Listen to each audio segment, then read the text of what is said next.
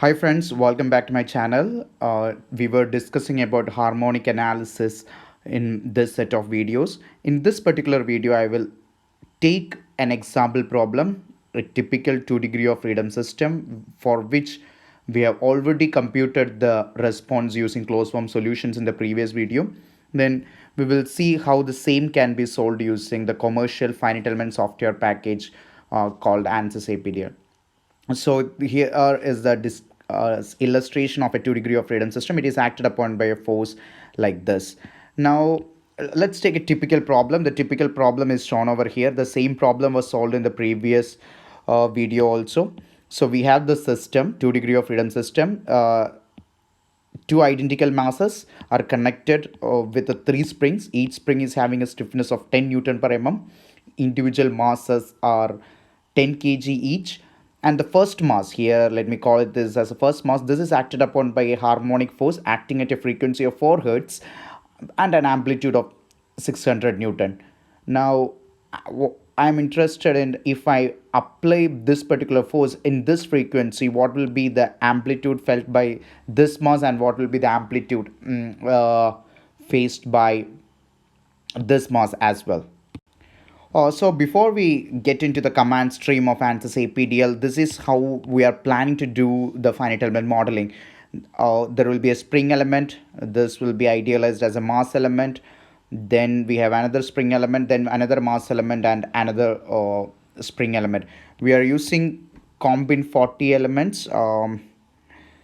Combine 40 elements. I will get into those details in the command stream, but even then, for springs, and we are using mass 21 elements to idealize mass elements. So just to tell you, there are 4 nodes, 1 2 3 4, and there are almost 5 elements. One spring element, here again another spring element, here again another spring element. And we have two mass elements also. Two mass elements, element number 2 and element number 4. Element number 1, 3 and 5 corresponds to spring elements. Now let's look at the command stream carefully. This particular command defines the compin 14 element.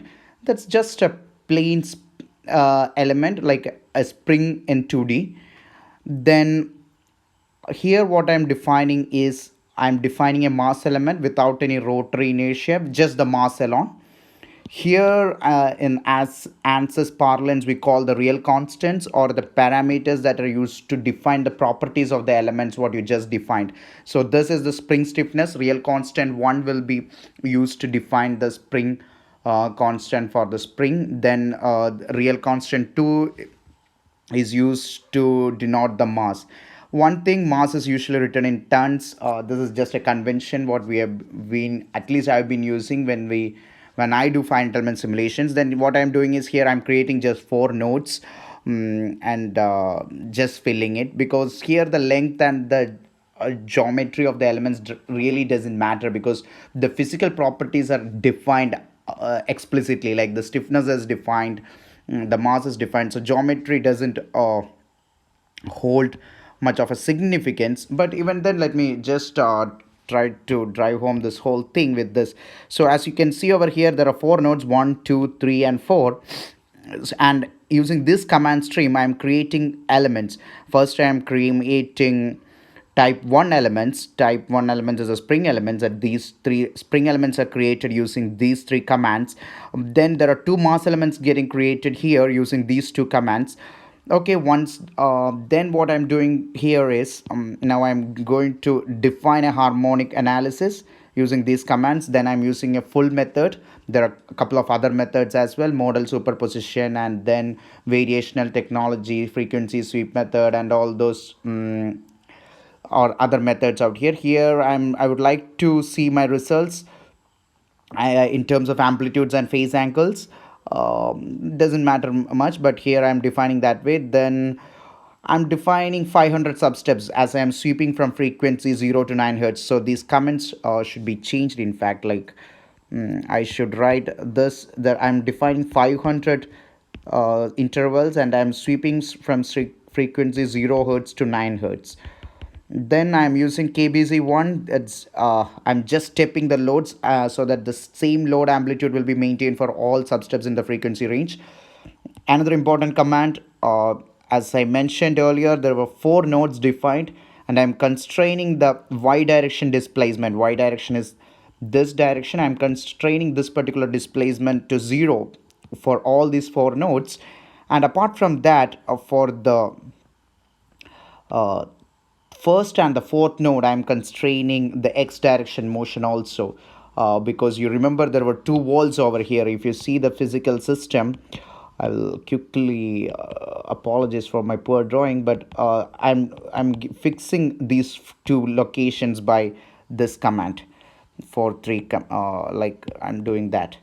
Then this command, I'm applying a force at node 2. Node 2 is the location of mass 1, this particular location. So I am applying a 600 Newton load over there, which will vary in frequency from 0 hertz to 9 hertz. And then I'm solving it. Then I'm just observing the way how the displacements are going to vary with respect to the excitation frequency, as it varies from 0 to 9 hertz. I'm not bringing the plots here, but let's have a look at the table. So our interest here is 4 hertz. Just see, ANSYS tells the displacement is around 95 for the second mass, and the third mass it will be of the order of something like 69.74. These were the 2 closed form solutions what we had arrived at last time, and the last time the closed form solutions also showed us some pretty similar values, something of the order of 95 and something of the order of 69 for the mass 1 and mass 2 respectively. So what I'm going to sum up here is the answer what we get from analysis is strongly in consensus with whatever we get from the closed form solutions. And even you have, since this excitation frequency is 4 hertz, is much below the first natural frequency, as we saw in the previous video, it was something around 5.3 hertz. So the phase angle is also 0 degree. That also makes sense, because till the first natural frequency, the for an undamped system, the response actually is in phase with the excitation. So this is how you do simple harmonic analysis of 2 degree of freedom system, undamped 2 degree of freedom system, using ANSYS APDL, and the results are pretty much in consensus with your closed form solutions.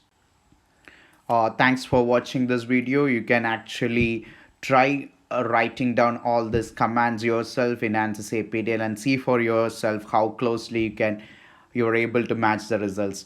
So thanks. I hope the methodology is clear to you now, and we'll see you in the next video.